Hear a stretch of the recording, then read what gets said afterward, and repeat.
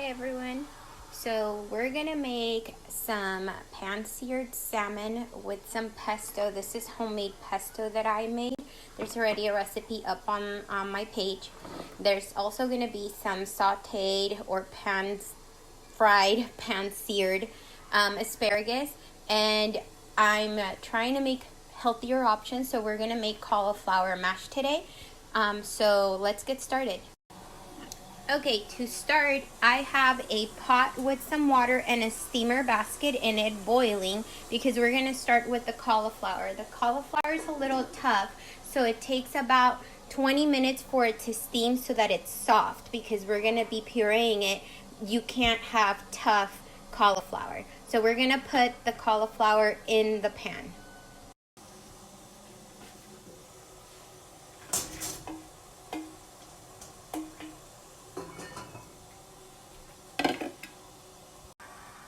Okay, let's continue with our asparagus. So what you want to do is you want to take the ends off of them because they're very tough and you're not going to be able to eat them. So for you to take them off, I've already washed all my vegetables, by the way.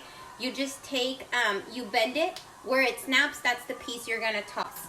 So we're going to do that with all of our asparagus. Some of them are a little tougher than the others and you'll think you're taking too much off, but you're not. So we're going to continue doing that to all of our asparagus. Okay, so now we're going to turn on our, I have a cast iron skillet. If you don't have one, it's okay. You can use a regular pan. We're going to turn it on and we're going to let it heat. I'm going to add about a teaspoon of olive oil to my pan. That way we can go ahead and get it nice and hot.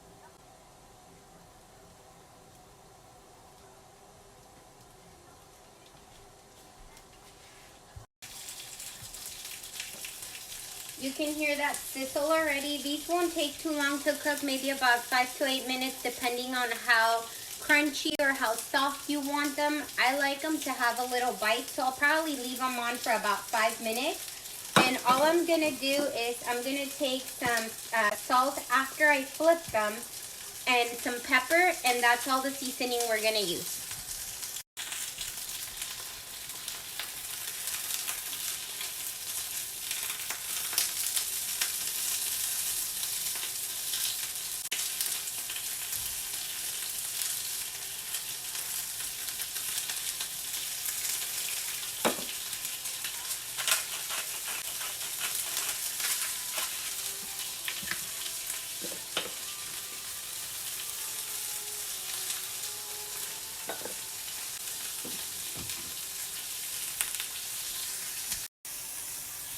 The asparagus are done to my liking. If you want them cooked longer, just give it another 3 minutes. Just don't overcook them because then they will get mushy and you will not like asparagus, especially if you've never had asparagus before.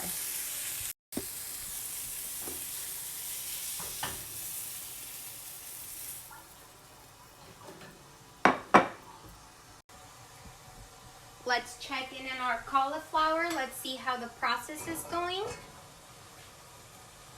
Oh, this is perfect. That one's a little tough. We're gonna give it a few more minutes, probably another 2 minutes. I just want them really, really soft. Like when you poke them with a fork, they're falling apart. Okay, our cauliflower is ready. As you can see, it's very fork tender. So we're gonna go into the next process.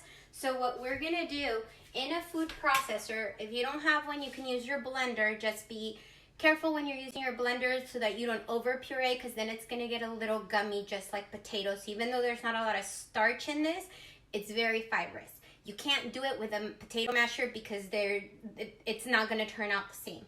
We're gonna use, I have a third cup of half and half, and we're gonna use a third cup of chicken broth as well.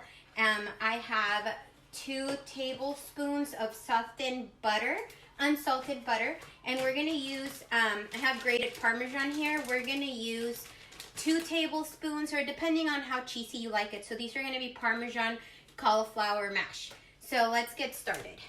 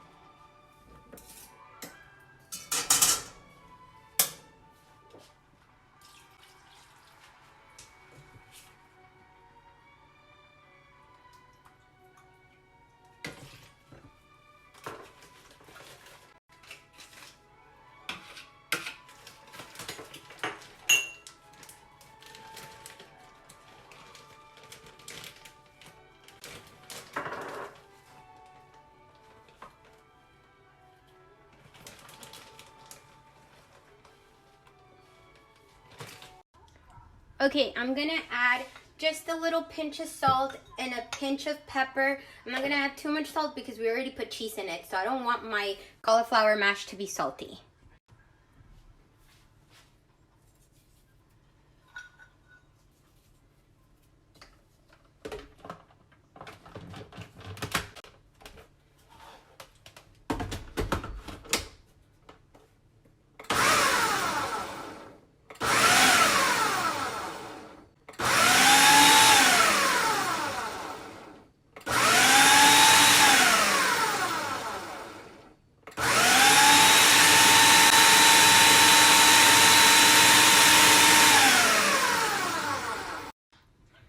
Okay, I'm gonna check the salt, make sure that I don't need any more before I keep pureeing it.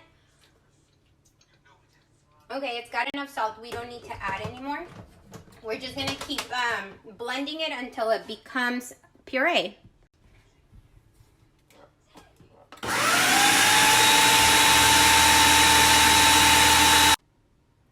Okay, our cauliflower has been mashed. As you can tell, it's a bit runny, so maybe just use a 1/4 cup of half and half and a 1/4 cup of chicken broth so that your cauliflower isn't this soft.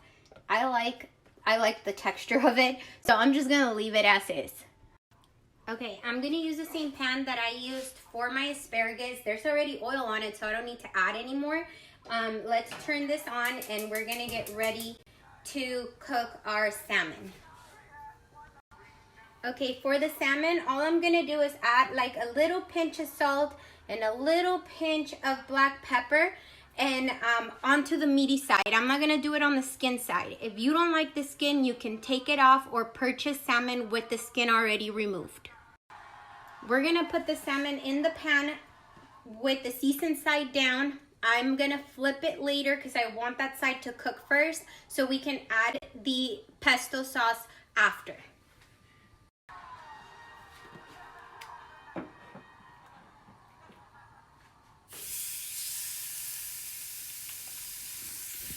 We're gonna leave it in the pan until the bottom of the salmon turns opaque. So you'll see how it starts to change colors. Do you see that?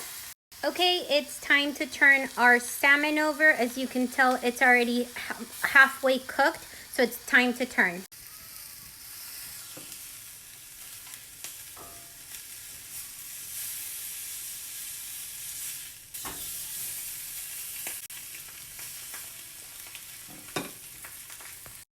Do you guys see that beautiful color the salmon has right there? That's what we want.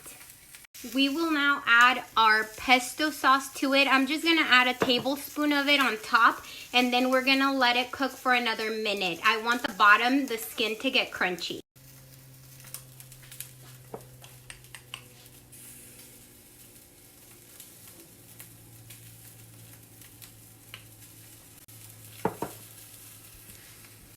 Okay, our salmon is done.